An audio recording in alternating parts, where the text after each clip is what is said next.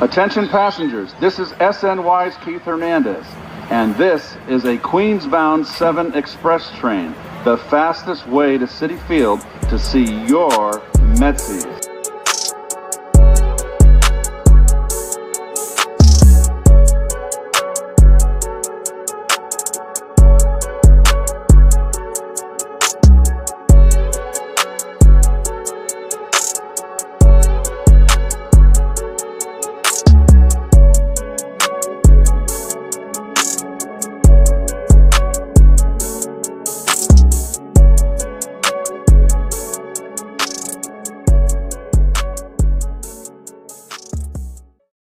Ladies and gentlemen, what is going on? What is going on? It is your host, David from Top One Sports, and I got my guys with me, AP and Chris. What up, fellas?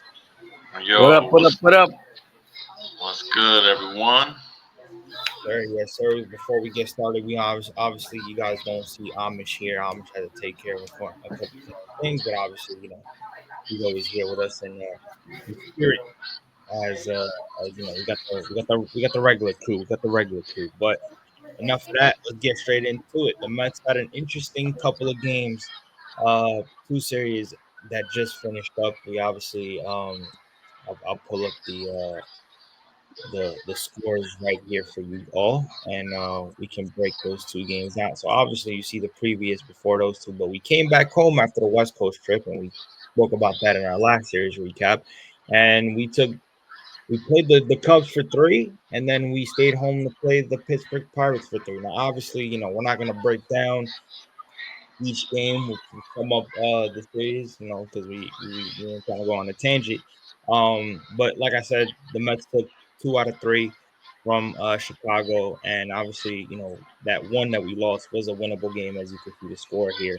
I'll start off with AP. AP, give me your thoughts and your summary on this Cubs I series. mean, it's always great to take series, and especially against a team like the Cubs that the offense came in red hot, was averaging over 5, one of the best offenses in our pitching staff basically shut them down. I think the most, I guess, the thing that I take away from this series is that even though we did win the series and we got those 7, 5, and 6 runs apiece in each game, it still felt like we were leaving too many batters on base, and I don't know, too many runners on base. Excuse me, but it just feels like that was such a winnable game two, and I think that was the aggravating part about it. But I mean, silver lining is that we continue winning series. So that series beating the Cubs, like I said, and our pitching staff holding it down was great to see.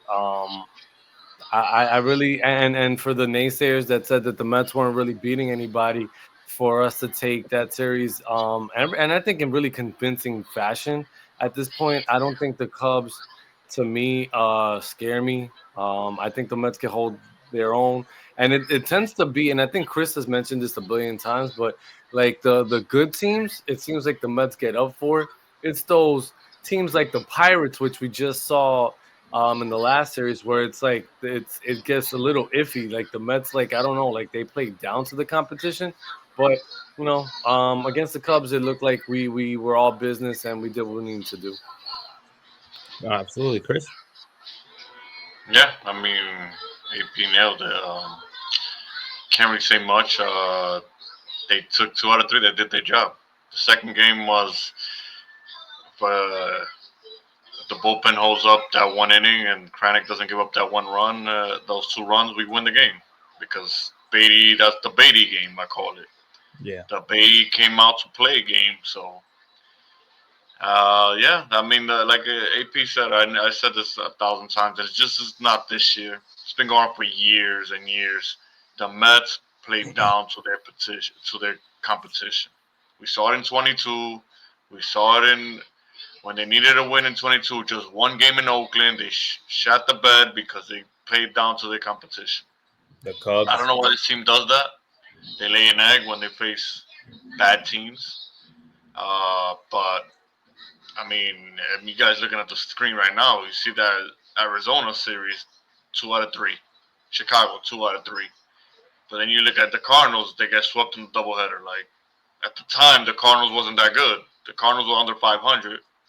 But if you go look at now, the Cardinals, they're over 500 because that started their run. So it's just the Mets tend to do that. But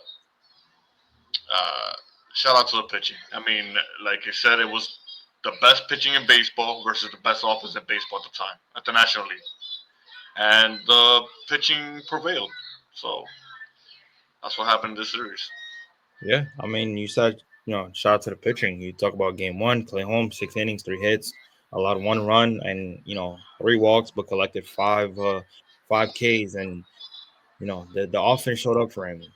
And then you go into game two, and game two is one of those where it's like, they didn't really have much because it was a Brett Beatty game. It was like Brett Beatty was the only one who showed up, and again, it one of those games where McGill kind of flustered in the beginning of the game. He was Again, he didn't give up too many walks, but it was the hits, especially in that first inning. He gave up 2 runs in that first inning, then he gave up another run in the second inning, and he was kind of struggling. He only went four innings, gave up 7 hits, like I said, gave up 4 runs. Again, those 4 runs were early in the game, 2 walks, and 7 Ks. But you don't really talk about the 7 Ks when he's struggling to attack the strike zone and he's giving up early runs. You can't really talk about the strikeouts because of that, and it had to be where a situation where the bullpen kind of had to save him. And again, most of the offense came from Brett Beatty. He was basically the only one that showed up that game. And then you go to Sunday, where Sunday, again, another situation where they took care of business. The game was kind of stale for the most part up until later on, where the Mets at bats in the 8th inning came alive. I mean, obviously, Mark Vientos with his home run, that was good to see. Put us ahead.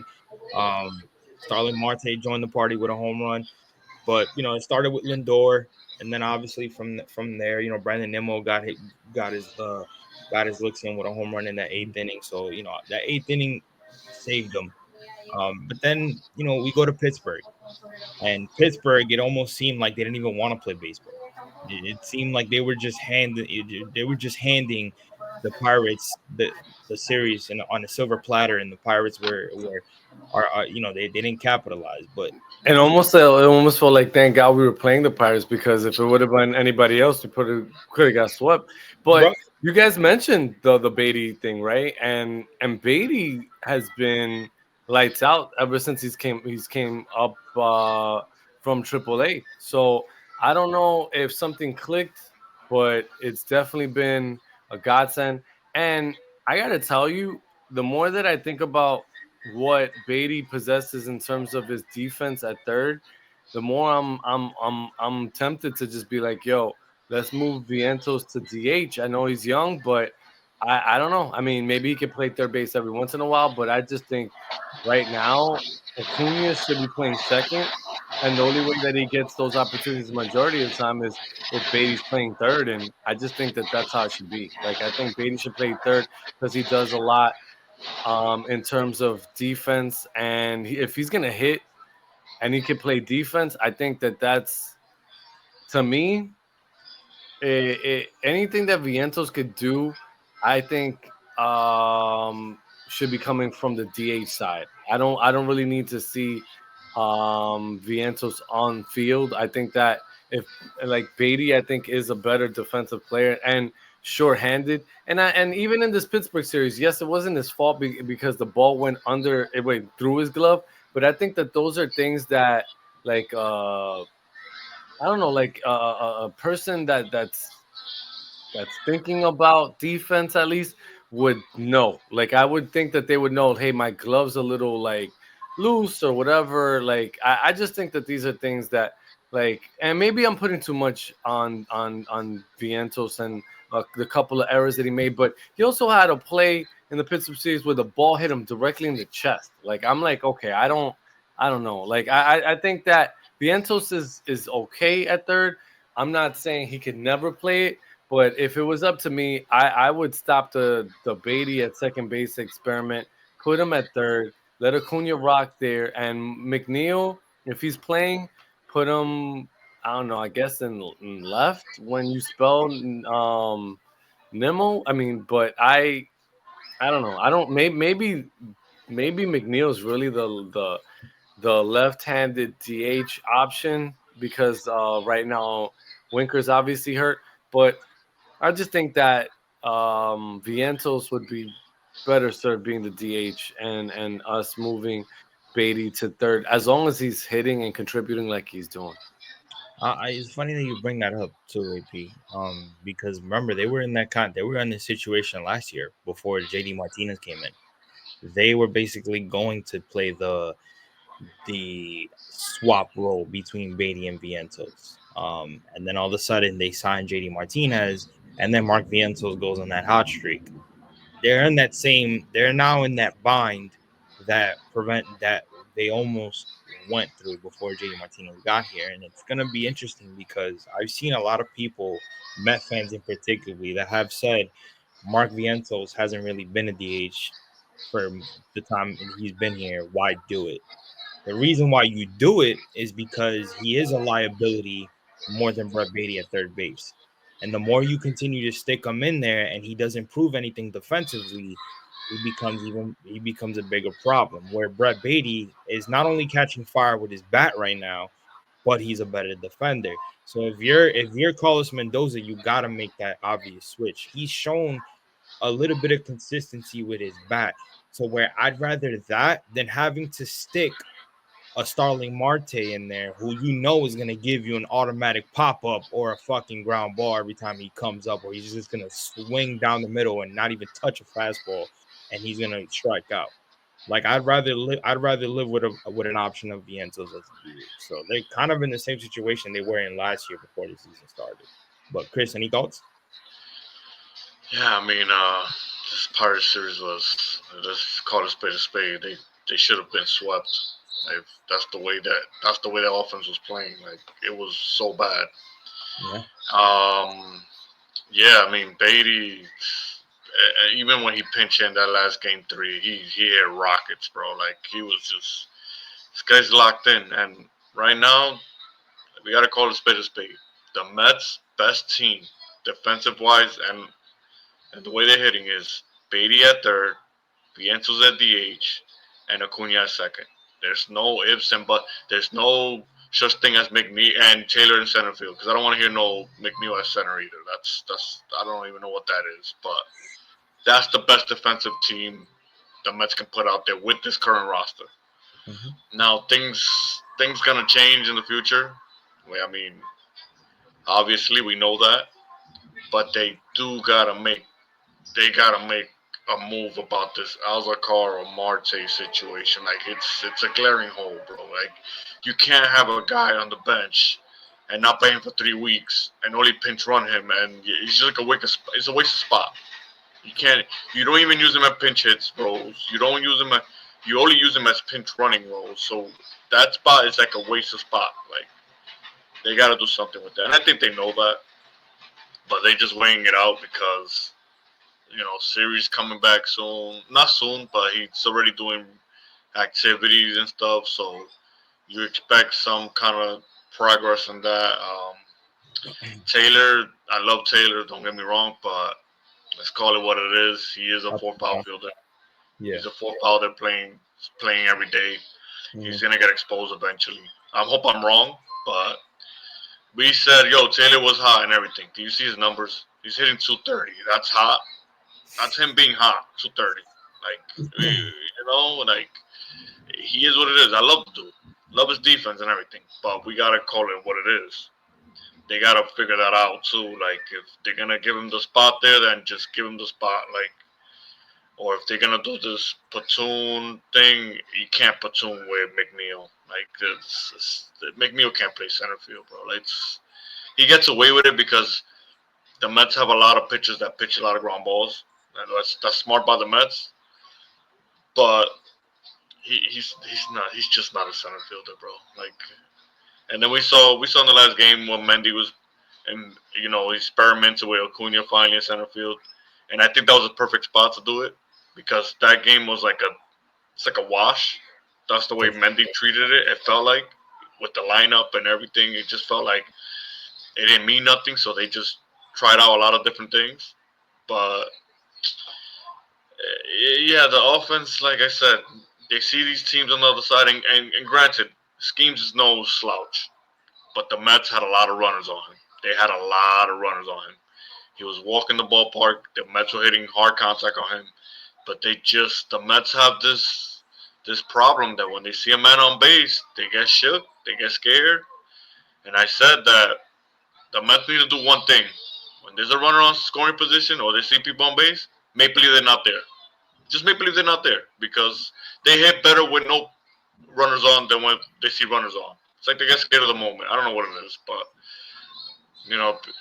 people say, "Oh, you like your odds. You keep putting them on base, you're gonna come through." Yeah, but Now when? with this team. Now with Yeah, this team. when? Like it just doesn't happen. Like you can guess the outcome of an inning, and it sucks. Runners on third and second with one out, and you know that you're not gonna score runs. That's how it feels like with this ball club, and it shouldn't be like that because they're good offense. But yeah, these guys just got to get better with runners in scoring position. That's all it is. If if the Mets will score half the runs they do with the runners that they left on the whole year, their record is about 10 times better than everybody else's. I'll tell you right now, if I am not mistaken, I believe it was either this game. Yes, it was this game right here, April 30th. The Mets went into that bottom of the ninth inning with bases loaded and no fucking outs. And you're standing, and I was at the game, and you're standing there saying, "Yo, all we have to do is just put the ball in play." And for what the fuck why did I even get myself hyped? Motherfuckers just they couldn't get it. They couldn't come through. You had Jesse Winker out here after Soto. I think it was Pete that walked, if I'm not mistaken. Jesse Winker trying to uppercut on the first fucking pitch, brother. You haven't hit nothing all game. You haven't got no consistency all game. Why are you trying to go yard? Like, I think my problem, and this goes back to I will forever put this on Eric Chavez and Jeremy Barnes, whoever is the main hitting coach in that fucking dugout. What mentality what conversations do you have with these guys? They have iPads for a reason, whether you're an old head or not. What are you sitting down with them and what are you talking to them within these at bats? Why is the mentality to always go yard? Why can't we just play fundamental baseball and try to make contact to hit line drives? Why don't we try to do that instead of trying to hit a fucking grand slam and be the hero half the time? And I think that's what this team is all about. You don't see enough of next man up mentality trying to just make solid contact. It's always, yo, I need to go yard. I need to uppercut and try to get this ball over the fence so I could be the guy. And it goes back to me holding those. A lot of people always say, "Yo, it's not on the hitting coach." Yes, I understand they're professionals and they have to, and it's them that are hitting. But if I'm a hitting coach and I'm standing in that dugout and I'm watching this disgusting shit of at bats, I have to pull them aside and I have to sit with them and be like, "All right, this is what I saw and this is what we can fix." It's the shit that I've said with Juan Soto. A lot of people are wondering why Juan Soto's over swinging. Well, if I'm Eric Chavez and I'm Jeremy Barnes, I don't give a fuck if he's a veteran. I'm sitting with him and I'm going to tell him what he's doing wrong because he's had many at-bats in his career where he's done it right. So sometimes it takes a hitting coach that's watching it from a different angle to tell a veteran, yo, get back to this. Because when you were with the fucking Yankees, you were doing this and you got away from this. That's all it takes. So again, as much as people want to hold it on the hitters, and I do agree because they're professionals, I have to put a lot of blame on the hitting coaches. Because what the fuck do you have hitting coaches for? If you're not going to use that technology, that technology that you have and that relationship that you have with these players to help them and get a better focus with their approach at the plate, because that's what it comes down to. Because Jeremy Barnes is doing his fucking job. Remember, we were all killing Jeremy Barnes about the pitching rotation, about the pitching staff. Nobody can fucking say anything to Jeremy Barnes. when it comes to this lineup, I gotta hold those two accountable. Because what the fuck is the point of having a hitting coach if you can't have conversations with your professional hitters about what they're doing wrong? Right now, from what I'm seeing, yes, we're winning games, but I gotta look at the percentages. We have to be the worst team with runners in scoring position. And if I'm the hitting coach and I'm noticing, yeah, and if I'm the hitting coach and I'm noticing that we can't be consistent in scoring with runners in scoring position, I gotta talk to my guys.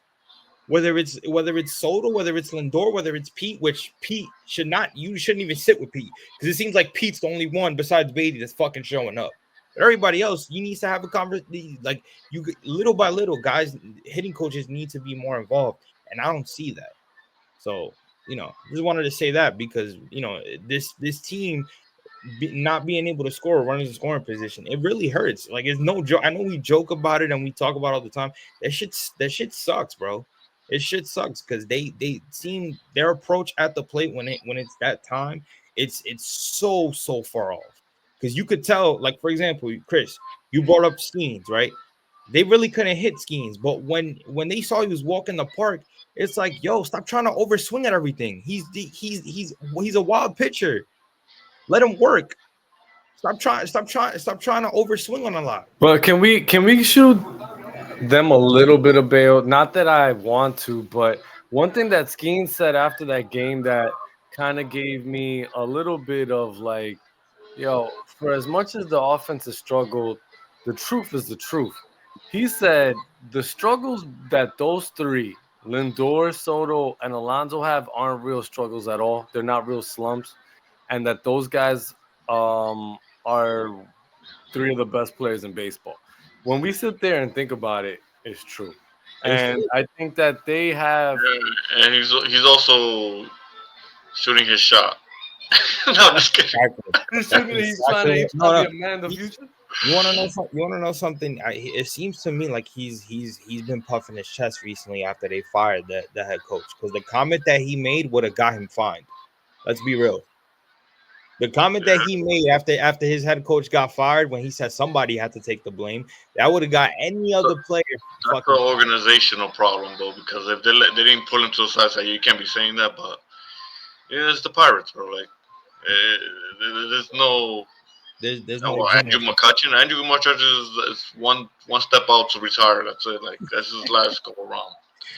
And yeah, I mean, I gotta give him a shout out, Skeens, because he did praise us a lot. That's not a lot of people praise the Mets.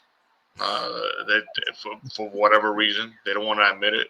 Like and for a guy to say that, which let's not. We talking about having two Hall of Famers and another one, a fringe one, right there, like in the top of the order. That's pretty. That's fucking damn good, bro. So it's true. I mean, you look at the numbers. If you want to really analyze just home runs wise, and I know AP is doing the count. Shout out to AP for doing the counts. But you look at Lindor. He got 9. Mr. Struggle, that they call him Struggle, and you look at his numbers, he's really not struggling, but he got 8. Right. Soto got 8. Pete got 9. Memo got 8. Like we got two third basemen with 5 each. Like you know what I'm saying? Like if we take it back a step, they're not that bad. It's just we see games every day, exactly. So we know what we're talking about. People from the outside are gonna say different. They're gonna be like, "Oh, but you guys are good. What you guys are talking about?" Yeah, but when you see a game every day in and day out, the Mets could have been a lot better. The Mets are like, I forgot the score, I forgot the record, but I believe they're like 9-8 and one run games or something like that. They should be a lot better than that. There's a lot of games that they left because they couldn't get the extra man across the plate with a runner up there with less than 2 outs, and we've seen it a lot. So we just want them to be a little better in that aspect. I understand baseball's hard. I'm not over here saying that we got to be 100%, but bring up a percentage a little bit to at least a 45% clip, because right now they're like at 5% clip. That's what it feels like. Right. Every game is But winnable. That's but one yeah, I thing. mean, they're good, man. We'll get to it where they gotta be better now. Yeah. Because the next series right here is the one we. I can't wait for this one. Yeah. What is Yes. it? Well, I know. Top is waiting for this one. Top was Yeah. waiting for Yes. this one. Nah, this is Christmas for Top. This is This is Christmas for Top. this is Hanukkah. This is Christmas. This is July 4th, all wrapped in one. This is I've been waiting for this one. See now, however, I gotta tell you, Top, like, and I was telling Chris this, for as much as like, the Subway Series, I think the series to me is next week. That Yes, that the that that Dodgers. Dodgers series is That's the one. the one. That's the one I we gotta want be worried that about. one very absolutely, bad. absolutely, yes. You know, the Yankee. You know what I think about the Yankee thing, and I think some of us agreed on this, and shout out to Edge on this. Like he said this, and I agree with him. Not a rivalry. Is that I think this series is gonna finally unlock Soto, bro. Like he's been waiting. I think he's been waiting for it. Like for some odd reason, he has this date on his head. I don't know why, because he shouldn't care. Like it's done with. But people are acting like I don't know how many times I gotta say this, and it just sounds stupid because the man got traded there. He didn't choose that team. He got traded there and played for a year. Like people are acting like this is the Robinson Cano. Like he was there for 10 years and he said, "F you, I'm going to so-called little brother. I'm going there." No, that's not it. Like this man got traded there, and the way that people are reacting, like, it's like, "F him." Oh, I can't wait till he comes back. It's like you don't. He don't owe y'all nothing, bro. Like this is what I'm trying to say. Like he's just like a regular dude, a 1 year deal. He took it to the World Series. You guys lost. It is what it is. That's why y'all traded for him, and you keep it moving. It shouldn't be this hostile for a guy that was there for 1 year. Like if look, if Soto was there for 5, 6 years and he left it, bro, do what you gotta do, man. I feel your pain. I understand it. But the man ain't really owe you nothing, bro. Like this is all hype for no reason. It's But at the end of the day, it feels like Soto is waiting for it to happen. So hopefully this man responds because for a couple of comments that he made, he's making it seem like it's only him by himself. He forgets that he has a team playing with him. Like it kind of rubbed me the wrong way. The comment he made today, like, oh, it's 50 against 50,000 versus one. No, bro, you got 8 more players behind you, bro. It's the Mets versus the Yankees, bro. It's not Soto versus the Yankees. But I get it. The hype He also around made it. the comment where he said that he's happy with this decision Yeah, on choosing it's the like Mets. So why you gotta justify that? Like, are you like doubting yourself? Like, you don't gotta explain that to nobody. Like, I don't know. It feels like this series needs to happen so he could get loose and just go with it. I think that whole anticipation with it is just like it's alarming to him. I guess I feel like that's what it is. I could be wrong, but I feel like after this series, we could see a whole brand new loose Soto, bro. Like Soto that we know. I mean, if he could get unlocked, that'd be great. I mean, he hasn't been playing horrible, but I think that we'd like to see him just take it to like that level that Soto could take it. Real quick, I think it's the him with runners on. I think that's what we want him to be better. yeah.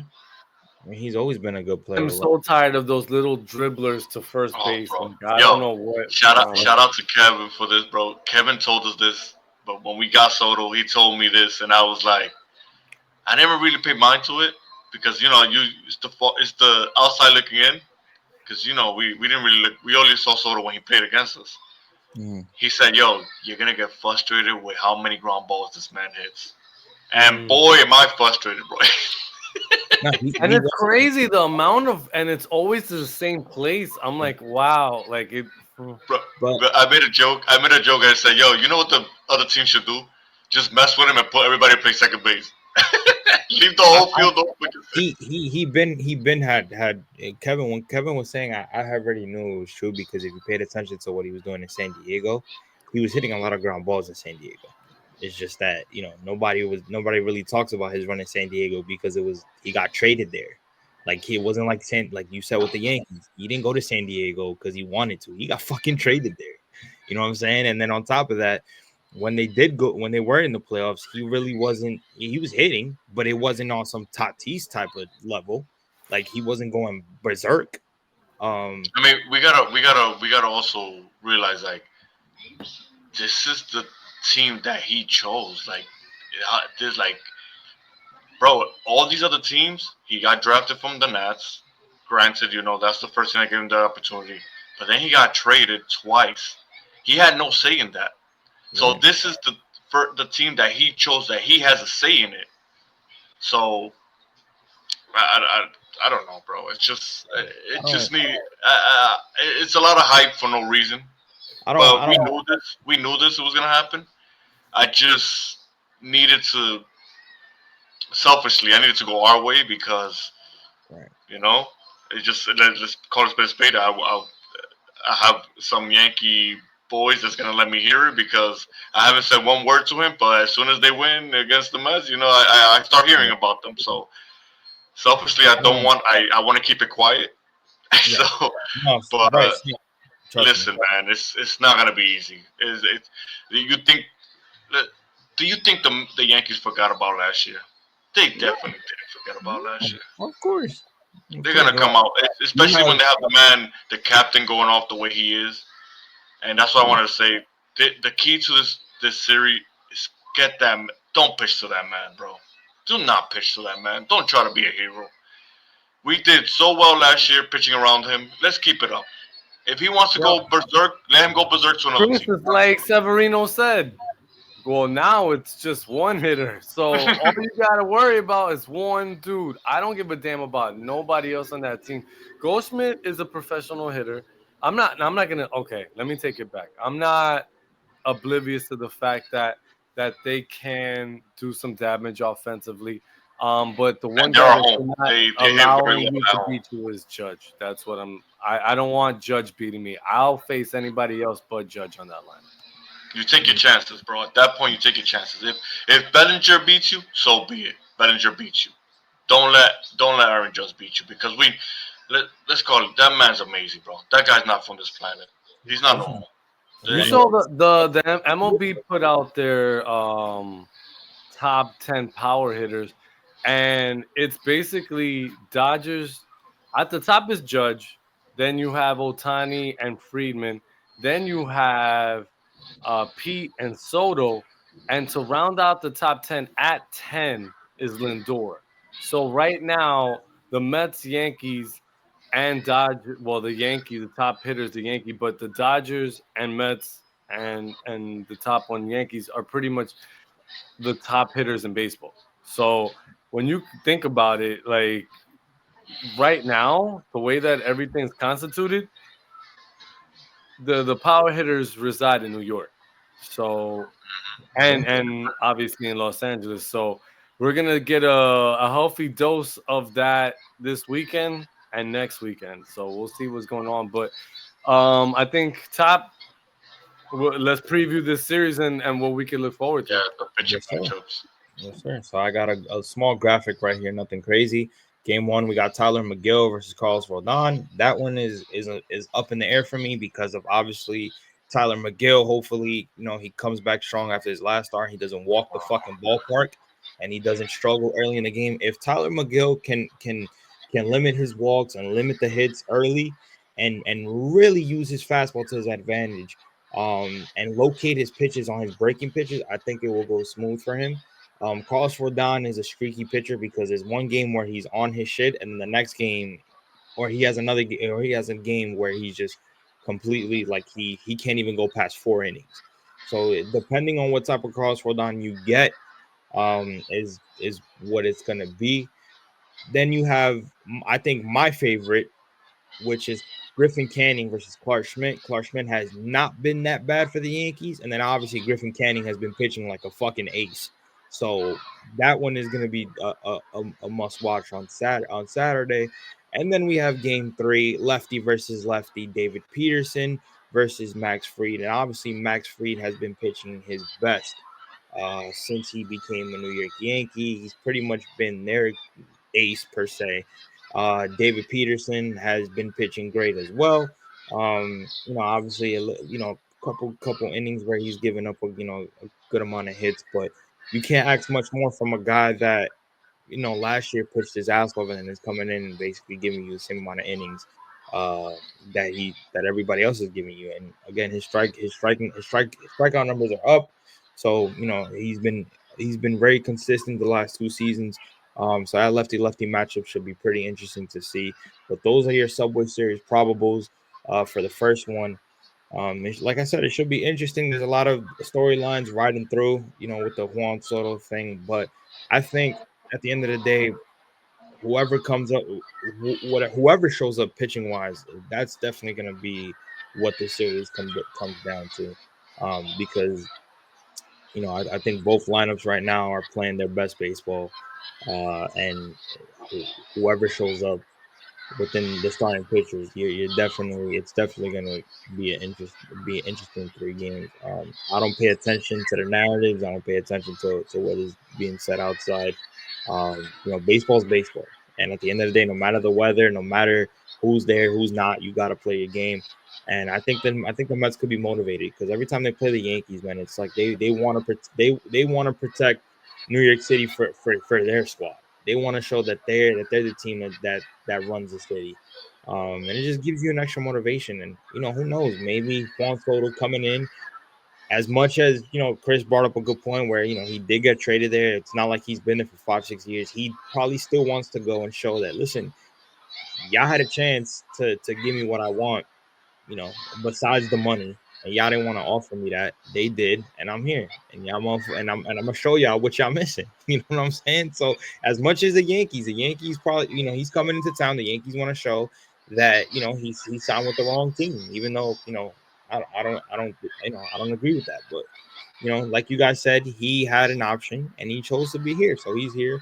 And I think there's a lot of motivation for this series within both sides. So I'm always excited for a Subway Series, and I know it's going to be packed with all 3 games, especially with all 3 games being 2 of them being at night and one being an early Saturday. It's definitely going to be a fun one this weekend. So I'm excited, man. You got any of you guys predictions? Chris, I'll go with you. Your prediction for this series? Man, if I want to be an asshole, I'll say all three, but I don't want. I'm not Well, gonna let's be an break asshole. it, Chris. Let's break it down game by game by game, Yeah, based on the matchups and what we're thinking. Now, the first, Tyler McGill and Carlos Rendon, how you feeling? bro. I Are you think feeling they're even, bro. confident? How you feeling? I really think they're even. Like I've never seen the two pitchers the same thing. Like they both. It's crazy to say that McGill is not consistent, but lately he's gone back to what McGill does, bro. Like he starts off great this season, and then 5-6 starts into it, he turns into this, like walking people, can't throw strikes, and I don't know, man. I mean, I don't pay mind to the Yankees, so I don't really know. Bro, this is how much I don't pay mind to the Yankees. I didn't even know Stroman was hurt. I didn't even know he was hurt, bro. Like Well, I I know just that Carlos Rendon's been on a streak. He's been actually yeah. pitching pretty good. I don't. I did see an outing. I don't know how long ago was it that he pitched a gem. He pitched like a no hitter into like the 6th, 7th inning. So um, I don't know because Rendon is the type of dude too that when big spots games he's supposed to pitch, he kind of crumbles under the pressure, bro. Like he really does, and this is a big spot. There's no way around it. He knows that. So me, game one, I'm gonna go with the Mets. I'm gonna be a little biased on this one. I think I'm gonna go with the Mets on this one. Game two, Griffin Canning and Clark Smith. I don't know nothing about Clark Smith. I don't pay mind to these guys, but but I know what Griffin Canning has been. But I also know that they are playing in. We are gonna play in a little league ballpark now, so things change. So uh, I'm gonna give the Mets the edge again. Now game three, I, Man, listen, man. I know we played. I know we've hit in Max Free. I know we know him very well. But that man's on a that man's pitching well, and the Mets can't hit lefties for some odd reason. I mean, this year they've been a little bit better. Can't really knock them, but I might have to give it to the Yankees, and it's okay because we won the series. In my mind, it's okay because we won the series. That's the way I'm looking at it. I mean, I don't know, man. It's just predictions, but I do think the Mets win 2 out of 3. Mm-hmm. AP? I gotta tell you, the Mets, like the Knicks, need a win on Friday. I think that you need to win on Friday. And So we go hold hands, the Yankee fans and Mets we fans. could We go all hold hands. like come together in kumbaya. But no, I think the Mets need to win game 1. I think game 1 is pivotal to the series. I think the Mets, it would behoove them to win game 1. Carlos Rendon's not going to be no joke, and Tyler McGill seems like he's turning into a freaking pumpkin in front of our eyes again, where I just want him to just like disappear. Either you're going to piss or take or get off the toilet, because at this point you need to figure out if you're going to be a starter or even belong in this league. Like, you're either going to stop nibbling and become a pitcher, or just give up to whatever you think you are as a starter, because you're not doing your job. The walks are excessive. It's too much, and he's not going to last very long if he continues to do this. The reinforcements are getting closer and closer to coming here, and he's putting himself in a position where he's going to get punted. So if he really feels like he should be a starter and he wants to make a statement, guess what? Friday is the time you make it. It doesn't get any bigger and brighter in New York than the Subway Series. So you either show up or you get off the train. So right now, and I'm saying a bunch of cliches, I hope one of them sticks, because this brother stinks when he walks a billion people. Like, when he's walking the whole damn team, there's no, and especially in a bandbox like Yankee Stadium, there's no room for error. You cannot walk a bunch of people and think that you could escape, because this is not Citi Field, and you don't have the ability to put a bunch of people on base and think that you're going to escape it. So if we get the Tyler McGill that's not walking people and gets to work and is able to get through quick innings and give us at least like 6, the Mets have a chance. You got to hit Rendon. You've got to hit Rendon, and you've got to figure out a way to get in runners that are on base. So that's going to be a pivotal game for me. Game 2, Griffin Canning has been a blessing that I don't think anybody could have called. So I continue to call on him for some solid innings in there too. The game 3 one, David Peterson has not been on his game the last couple of weeks. So that's going to be a tough one. So to me, it's felt like every time we've done these, like